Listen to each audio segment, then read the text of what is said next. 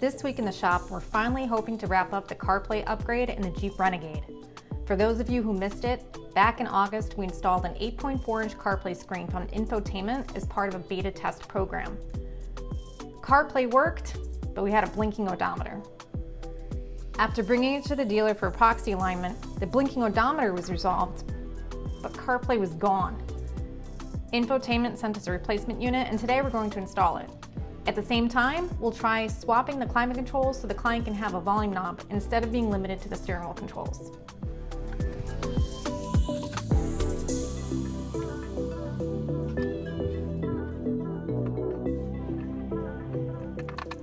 First, John disconnected the battery and installed the new climate control panel with the old radio. After the swap, we put the car through a sleep cycle, which is simply closing all the doors and the windows, locking the car, and letting it sit for a few hours. This is a common procedure in Jeeps whenever we install products like the pack audio preamp adapter. It's basically to let all the computers go to sleep and sort of reset and sync up to any new components installed.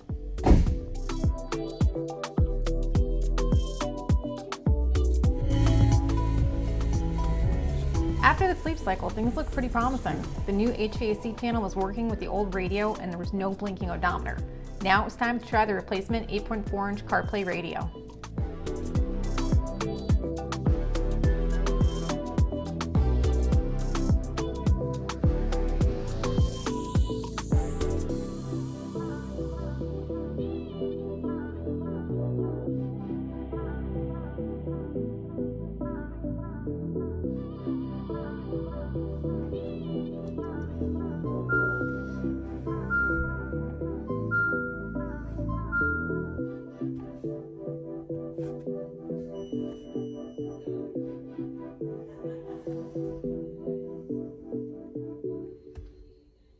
CarPlay.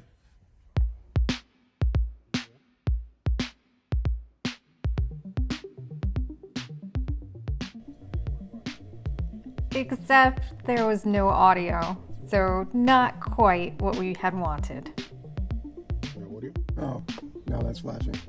And the blinking odometer, it was back. No doubt, I was definitely disappointed. I really wanted this to work.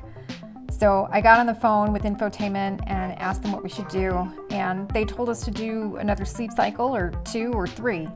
So we locked it up, let the car sit, do its thing, tried it again, no change. We never got any audio out of this radio. So at this point, after discussing the options with the client, he opted for an aftermarket Alpine head unit that is iDatalink Maestro compatible so that we could retain all of the features, including the steering wheel controls, backup camera, and not have to worry about that blinking odometer.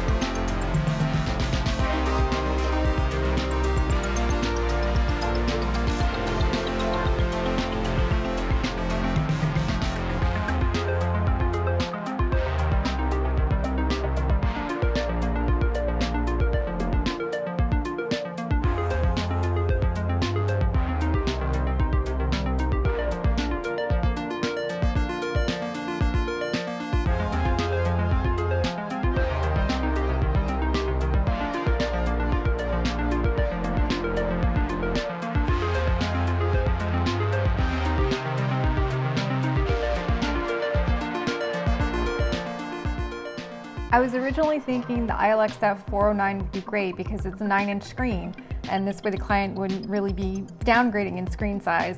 But after I saw it kind of mocked up, not permanently installed, it was just sticking out way too far for my liking. So I called the client and discussed the options, and they decided to go with the 7-inch, the ILX407, which sits nice and flush. And my gracious and patient husband lovingly obliged.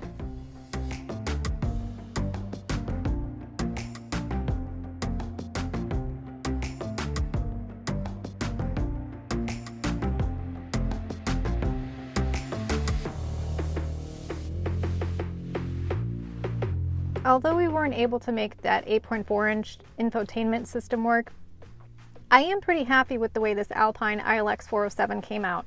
One of the most important parts that we used in this installation is the iDatalink Maestro module. That is what allowed us to retain the factory reverse camera, as well as make sure that we didn't have a flashing odometer.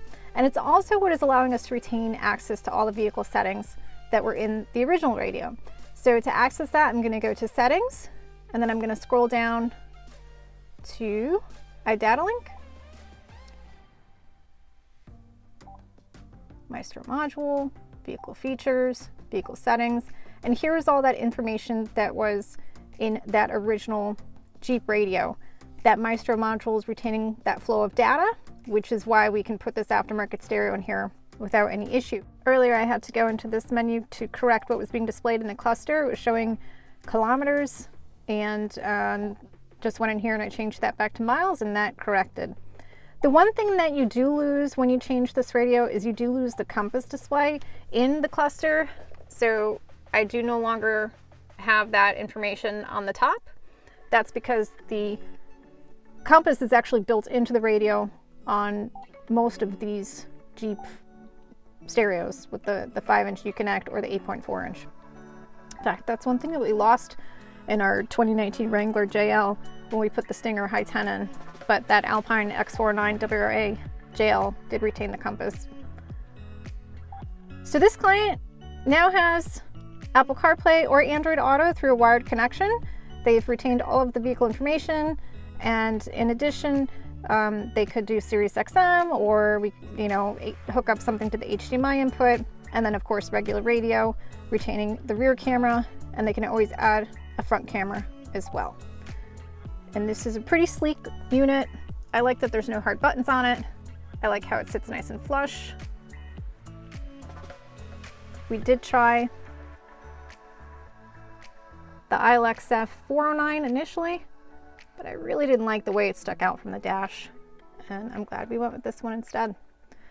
So I'm sorry to disappoint all of you that were following and hoping that we could make that factory 8.4-inch screen work, but we do at least have a way to do Apple CarPlay and Android Auto through an aftermarket solution that won't cause any errors and will retain all of the integrity of the factory computers and operating system in the car. Thank you guys so much for watching. I appreciate your patience in putting this together, and please post your comments and questions below. I try to answer all of them. If you enjoyed this content, please help me out by hitting that like button and consider subscribing for weekly videos on installations, tips and tricks, and product reviews. Thanks so much for watching, guys. We'll see you next time.